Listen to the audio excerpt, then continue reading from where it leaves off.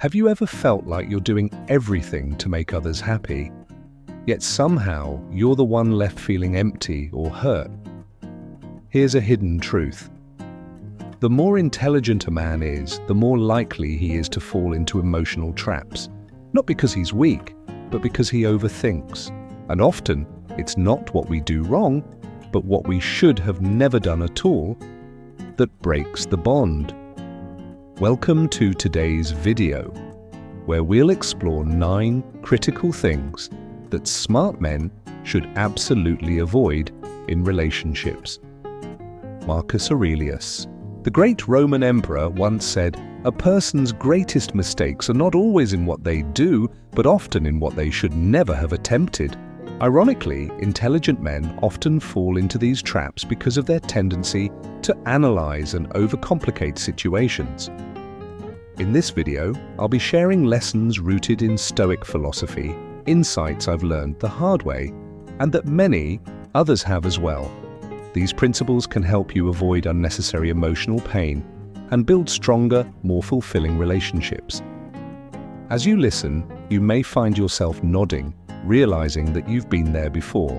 Before we dive in, leave a comment if you've ever made one of these mistakes. Your story might just help someone else avoid falling into the same trap. Number 1. Keep your past private.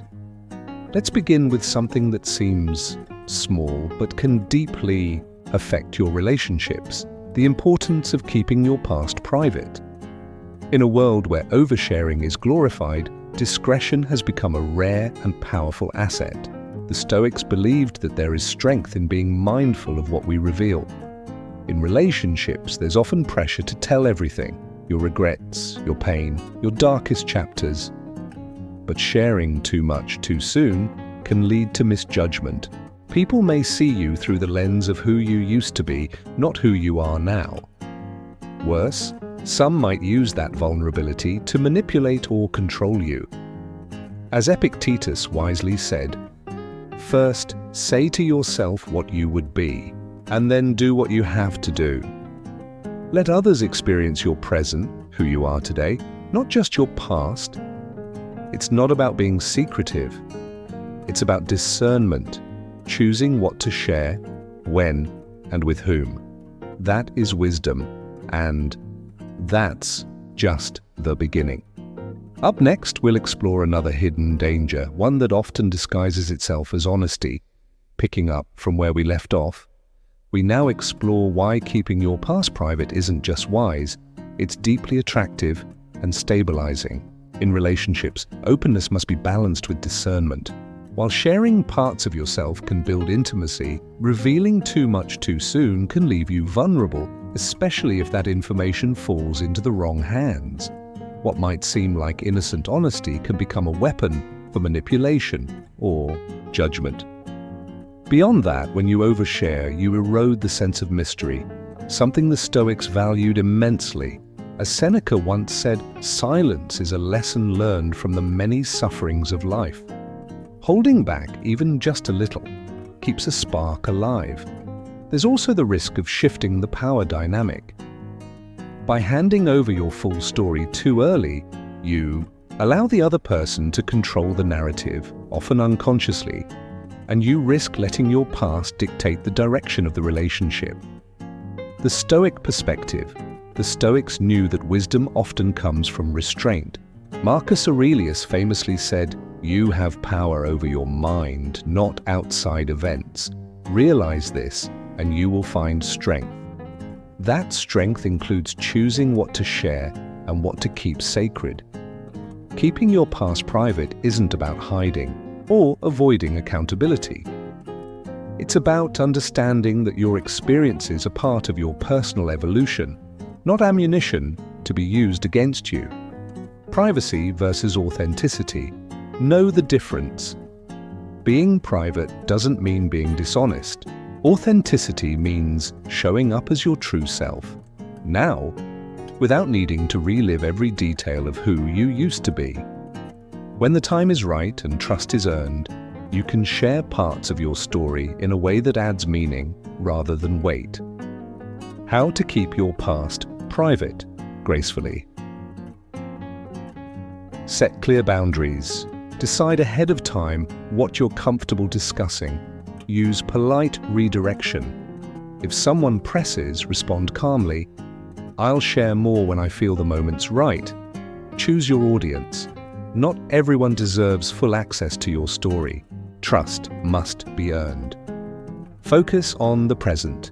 Frame past events in terms of lessons learned and personal growth. Build trust slowly. Deep bonds take time. Let people earn the right to hear your story. Know your worth. Your past doesn't define your value, and anyone who insists otherwise likely isn't right for you. Up next, we'll tackle one of the most common traps that even wise men fall into, believing that constant availability means connection.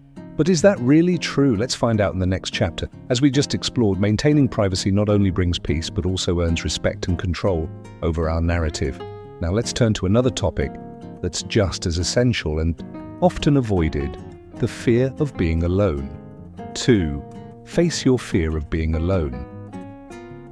Let's be honest, few things drive people into bad relationships more than the fear of being alone. This fear quietly shapes our choices, causing us to settle for relationships that don't serve us, or worse, ones that harm us.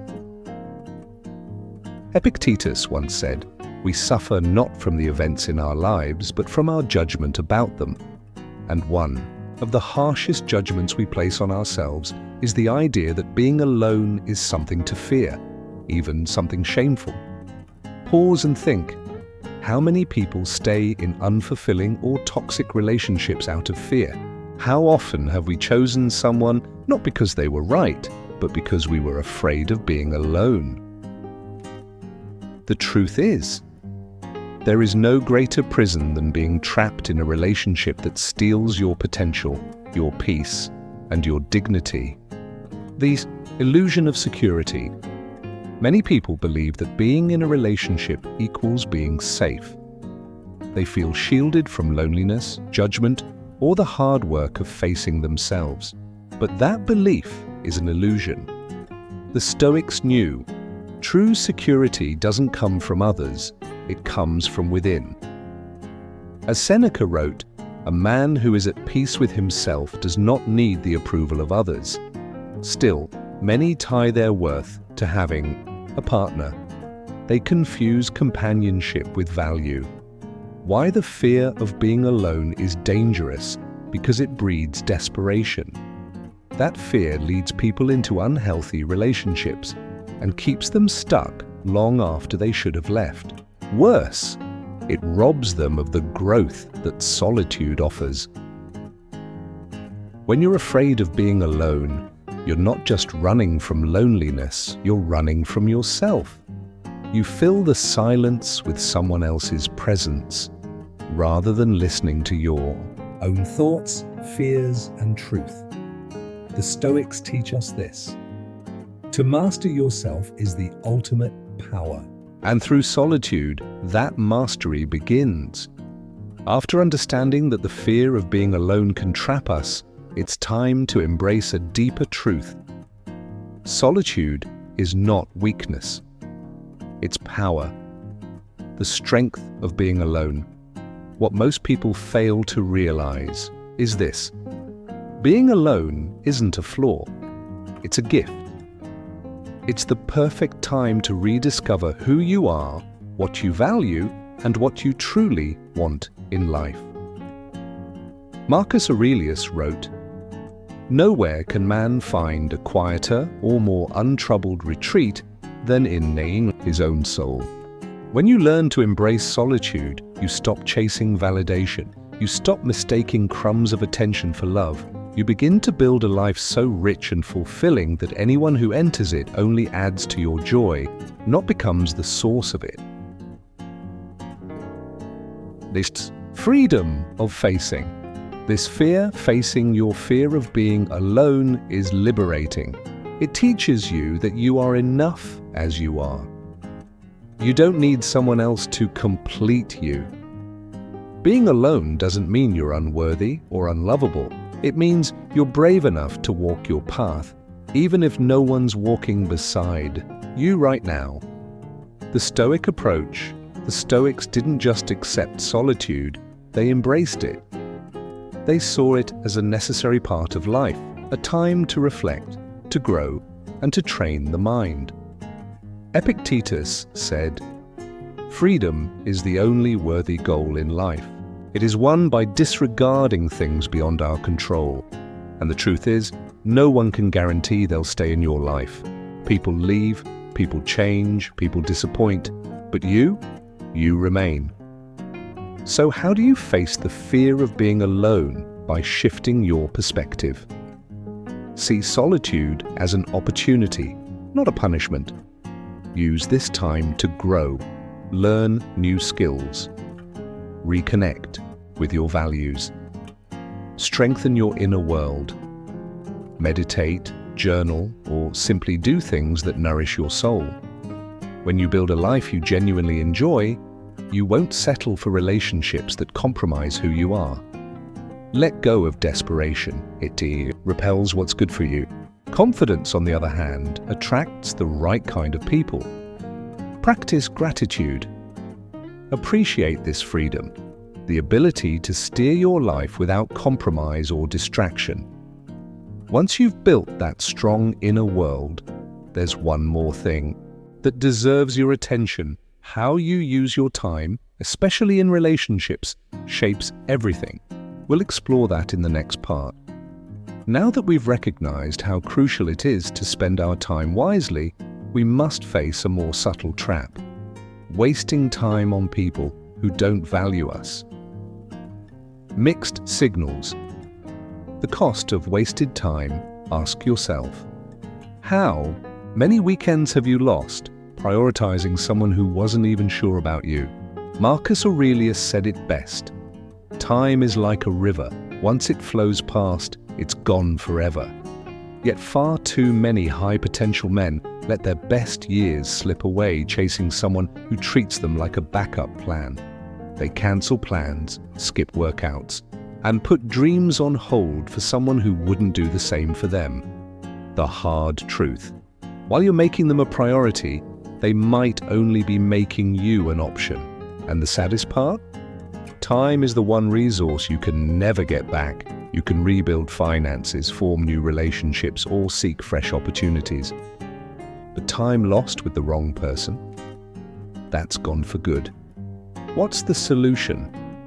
Start treating your time as the precious asset that it is. Before you give someone your hours, days, or months, ask yourself, are they investing in you the same way? Are you building a real connection or just filling an emotional void? A wise man manages not just his money, but his time even better. Wasting time on the wrong person doesn't just cost you moments, it costs you pieces of your life. Be proud of your achievements. Stop shrinking. Next comes a paradox many smart men face. The more they achieve, the more they hide it. Epictetus once said, "If you want to improve, be content to be thought foolish." But in truth, there's a fine line between humility and hiding. I've seen brilliant men build companies, win awards, and hit milestones, only to downplay everything when entering a relationship. Why? Because they're afraid of seeming arrogant or intimidating. They shrink themselves to make others comfortable. But here's the truth. If your success makes someone uncomfortable, that's not your problem to solve. Marcus Aurelius said, "The best revenge is not to be like your enemy." And in this case, don't dim your light to fit into someone else's shadow. Being proud of your achievements isn't bragging. It's acknowledging your resilience, vision, and hard work. A strong partner doesn't want you to hide. She wants someone who inspires her to dream bigger too. So instead of minimizing your journey, learn to share it with confidence. That's what we'll explore in the next part. Once you learn to embrace your success with confidence, there's another truth that becomes crystal clear. Your achievements mean nothing if they come at the cost of your mental peace. Number 5. Protect your mental health. A conversation. Most men avoid it's time to shine a light on a topic rarely discussed, especially among men. Protecting your mental health in relationships. Stoic thinkers believed your mind is your fortress. So why do so many men allow it to crumble just to keep someone else happy? We hit the gym to protect our bodies. We work tirelessly to build financial stability. But when it comes to our mind, we let someone else's drama or negativity infiltrate. Our peace, Marcus Aurelius once wrote, "Very little is needed to live a happy life. It is all within your way of thinking." When your mind breaks, everything follows. I've seen calm, accomplished men turn into anxious shells of themselves. In unhealthy relationships, they constantly check their phones, overthink every word, lose sleep, and slowly sacrifice peace, all in hopes of keeping things together. But here's the truth. Your mental health is the foundation for everything. Let it deteriorate and every part of your life, work, friendships, purpose begins to collapse. What's the solution? Prioritize your mental well-being above everything else. Set boundaries. Communicate your needs. And if a relationship constantly drains you instead of supporting you, have the courage to walk away. Mental health isn't just about reducing stress. It's about nurturing peace, joy, and self-respect. Losing sleep over someone else's mood? That's not love. Many men convince themselves that emotional turmoil is just part of love. They lose sleep over someone's mood swings and call it connection. But here's the truth. If your relationship is a constant war on your peace, that's not love, it's emotional warfare. The Stoics taught us a vital lesson. Your inner peace is non-negotiable, because if you lose that, what do you really bring to the relationship? A stressed, anxious, depleted version of yourself? That helps no one, not you, not your partner. Final thought for this section: learn to say no. Step away from chaos. And most importantly, remember this: someone who truly cares about you will never force you to choose between their happiness and your peace of mind. Taking care of your mental health isn't selfish, it's essential for you, for your future, for every relationship that's meant to last. Up next, we'll explore the 6th lesson, emotional mastery.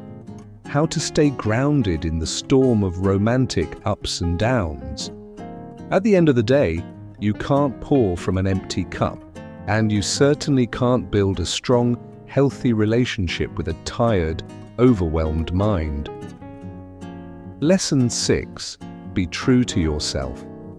Let's dive into something that defines the quality of every relationship: the art of staying true to who you are. Albert Camus once said, "The moment you start changing who you are to please someone else is the moment you start losing yourself." How many times have you said yes when you wanted to say no? How often have you pretended to enjoy something you despised, agreed with opinions you didn't believe in, or changed your behavior just to keep someone from walking away? The double pain of self-betrayal. The Stoics taught us a powerful truth. When you act against your nature, you suffer twice. Once from the exhausting effort to fake it, and again from the disappointment when it still doesn't work. I've seen strong, principled men slowly abandon their values. They put their dreams on hold, distance themselves from loved ones, and play roles they think will keep someone else happy. But here's the hard reality. The moment you stop being authentic, you've already lost. Ironically, inauthenticity makes you less attractive. True attractiveness doesn't come from perfect performance. It comes from raw, honest authenticity. Epictetus put it best. If you want to improve, be content to be thought foolish and stupid. Being yourself might not win you popularity, but it will win you respect. So what's the solution? Start saying no. Speak your real thoughts. Stay rooted in your values. Yes, some people might leave, but ask yourself, isn't it better to be alone for being real than loved for being fake? The right person won't want you to change who you are. They'll want to grow alongside the real you, not a performance. Coming up next, Lesson 7. Don't sacrifice your dreams in the name of love. Continuing from where we left off, giving up your dreams for someone else not only robs you of opportunity, it eats away at your self-respect and the respect others once had for you. Number 8. Prioritize family and friends. One of the most common mistakes smart men make is putting romantic relationships above everything, even the people who've known and supported them the longest. Plato once said, it's the first and greatest victory is to conquer yourself. To be conquered by yourself is of all things most shameful. And he was right. I've seen men skip family dinners, cancel on lifelong friends, and distance themselves from their tribe, all to please a romantic partner. At first, it feels like an investment in love, but in reality, they're burning bridges they might desperately need later. The tragedy? By the time they realize their mistake, they're alone. Friends have moved on. Family ties have loosened. And if the relationship ends, they've got no one left. The solution? Stay grounded. Prioritize your core connections. Have dinner with your parents. Call your old friends. Nurture the bonds that have always been there. A partner who tries to isolate you isn't protecting the relationship. They're trying to control you. Your close relationships are your safety net. Don't cut it away. Number 9, avoid excessive dependency. Here's another trap. Emotional dependency. Marcus Aurelius once said, you have power over your mind, not outside events. Realize this, and you will find strength. But too often, even the most capable men become emotionally dependent. They obsessively check their phones. They reorganize their lives around her availability. They get anxious if she doesn't reply quickly. Here's the harsh truth. When you give someone else control over your peace, you become a prisoner to their behavior. And the paradox, the more dependent you become, the less attractive you seem. What's the final insight that brings all these lessons together? Stay with me in the last chapter to find out. Picking up from the last point, when you make someone your everything, you're placing an overwhelming burden on them, and in doing so, you begin to lose yourself. And ultimately, that relationship may slip away too. So what's the solution? Build a life that is so rich, so fulfilling, that a relationship enhances it rather than defines it. Have your own hobbies, guard your personal space, and most importantly, remember this. True strength comes from within. Marcus Aurelius once said, the happiness of your life depends upon the quality of your thoughts. That's the secret. Nurture thoughts that are strong, independent, and meaningful because they shape not just your mind, but the depth of every relationship you build. To wrap up, these 9 Stoic principles aren't just relationship advice. They are a blueprint for living a life of dignity, strength, and authenticity. If this video resonated with you, give it a like and share it with someone who might need this message. Let us know in the comments which principle spoke to you most. Your story could inspire someone else. And remember, the best relationships are not built on sacrifice or dependence. They're founded on mutual respect and personal strength. Until next time, stay strong, stay wise, and most importantly, Stay true to yourself.